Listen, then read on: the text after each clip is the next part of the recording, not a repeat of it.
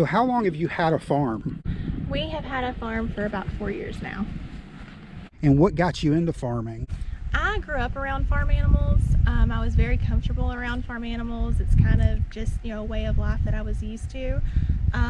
But once I got married and had kids, I had to go, where my husband was, and we were in subdivisions working there.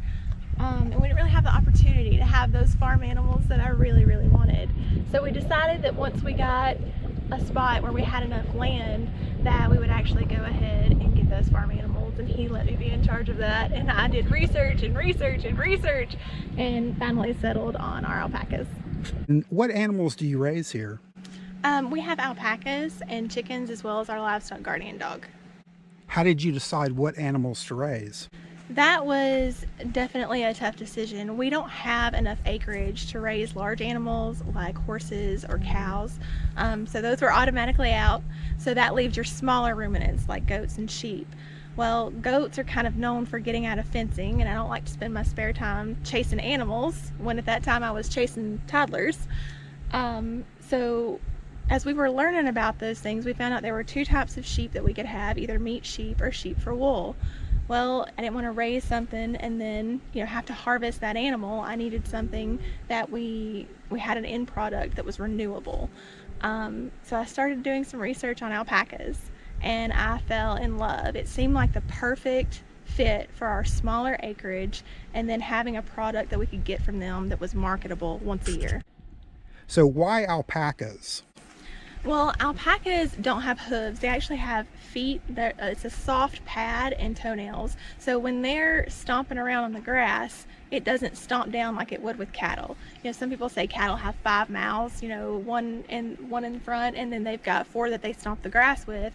So we needed something that was going to be easier on our grass, which alpacas are. We needed something that's going to be easy to maintain, which alpacas are. We give them shots once a month, as well as trim their toenails and do full body checks once a month, and then we take and get them sheared once a year. So that's not that big of a time investment.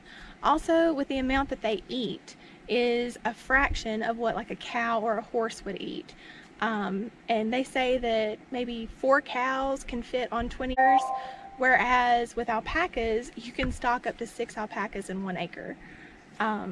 So that really seemed to fit the bill for what we were looking for. So how do you deal with predators? We deal with predators with our livestock guardian dog, Sugar. Sugar is a very large Great Pyrenees. She is 1/8 Anatolian, and she is worth her weight in gold. We set up game cameras here when we first got here to kind of see what our predator load was. We found the lone coyote every now and then. We found bobcats, we found stray dogs, raccoons, possums, which possums are not an issue and raccoons are not an issue with alpacas, but they definitely are with our chickens.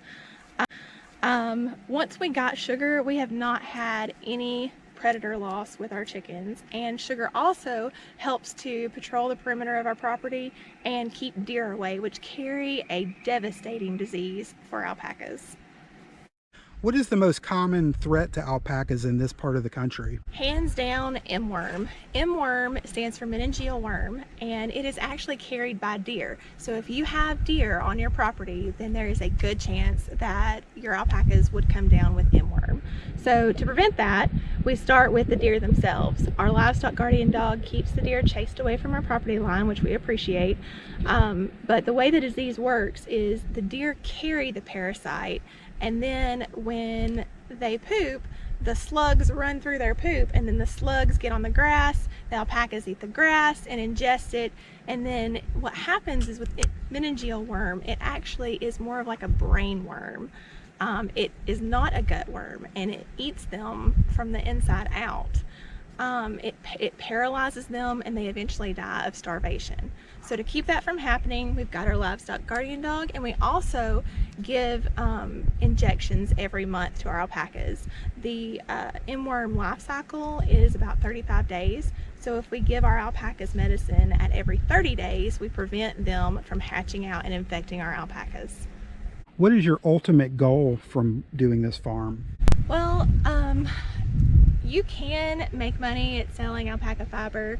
There are plenty of people who do it, but my ultimate goal is really education. I wanted to be able to educate my kids on what it feels like to have responsibility and grow up with those responsibilities and know what it takes to have something rely on you, no matter if it's raining or if it's cold. So I wanted them to be able to experience that, but also other people.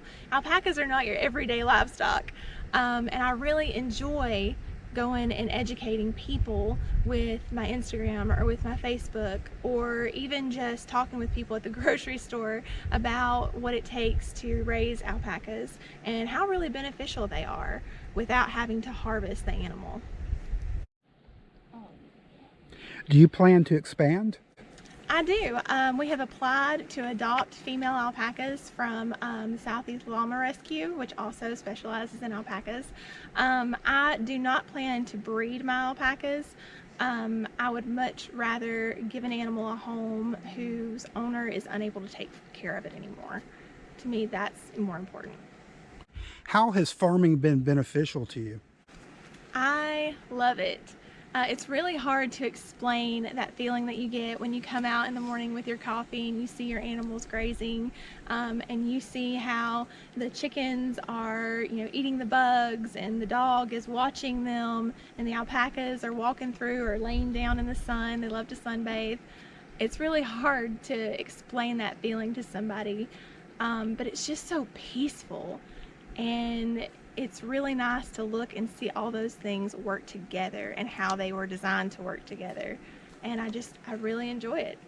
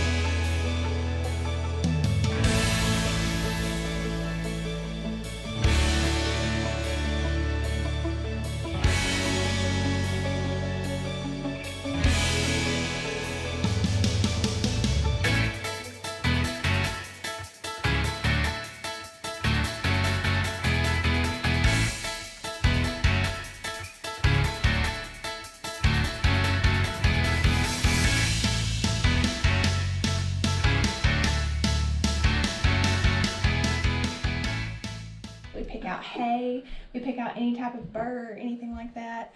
Once we get finished picking it, we wash it, and then we dry it. Now that it's dried, it can go through the carder and make bats, which all this carder does is it just brushes the fibers where they're going one direction. Once we've got bats, we can then make our nesting cones or our dryer balls. Dryer balls are an alternative to fabric softener and dryer sheets, and our dryer balls last years. They virtually, you will never ever have to buy any fabric softener or dryer sheets ever again. Oh, nice. As long as you don't lose them, you're good to go. That's really neat. That's so cool. So it's pretty cool, and our nesting cones then provide a safe nesting material for birds. A lot of times birds find things on the side of the road, and they take them home, and those things can be laden with pesticides or other chemicals. Yeah. This gives them an opportunity to have something that will insulate their nest very well. So teasing the fiber so it won't get cut up. So you gotta have to, And I put it on here. And then the first round, you don't put the brush on. Okay. And so you hold it right here to make sure it doesn't go on new ones.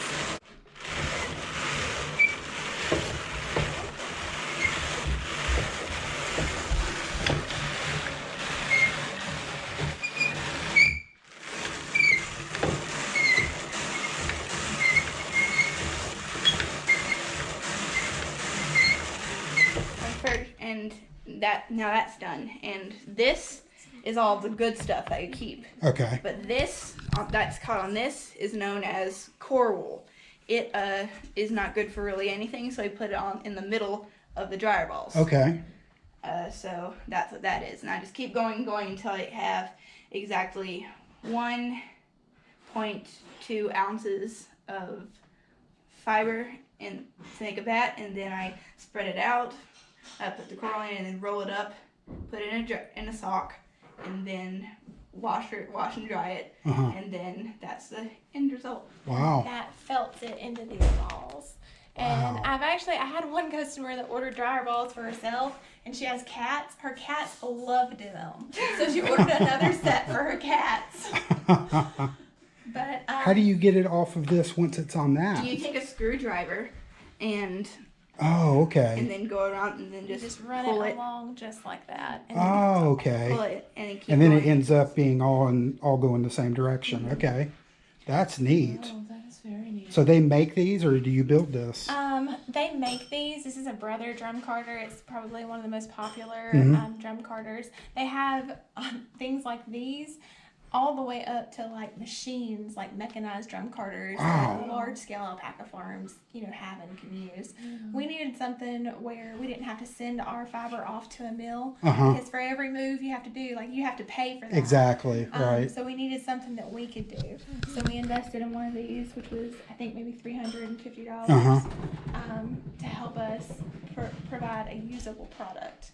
Having alpacas is nice and fun, but we really need a usable product, and then that turns around and helps pay for their feed, Right. which everybody wins. It's a farm animal that helps pay for its own grocery bill. That's really, really neat. These, I wrap the core wool in the side of it, then take some of the bat and then wrap that around and poke it in with a pencil or a screwdriver, and then wrap some twine around it, and then poof, you have this. That's really neat. What other products do you make here? We mainly just have these nesting cones and these dryer balls, but we also wrapped up with our Holland Hill Farm name. We have wooden flowers. So I order wooden flowers that come raw and undyed, and then I soften them and paint them and make arrangements with them: wedding bouquets, prom bouquets, boutonnieres, corsages. That's awesome. If you'd like to touch them, you can touch them. These are all wood. Wow. It's a soft sola wood, and it's actually akin to the tapioca plant. That's and really neat. They take it and they shave it around like this so that you end up with a roll of it, and then they make the flowers out of that, and then I order them, and then they come completely white, and we make stuff out of them. That's really neat. Did that just come natural to you, or did you take classes on this, or? It was one of those things where I ordered some for myself. And I thought, this will be fun. These flowers never die. So instead of, a Valentine bouquet, I ordered them from my husband to me to play with and kind of make things out of. Right. I mean, they don't die. You don't have to water them. What's not to love? And then as I would do it, I realized that I ordered way too many flowers. So I sold some to a friend, and I sold some to this friend, and then people started contacting me with orders. Wow. And before I knew it, it kind of took off. So it's actually one of the main things that we do here is the solo wood flower business. It's really neat.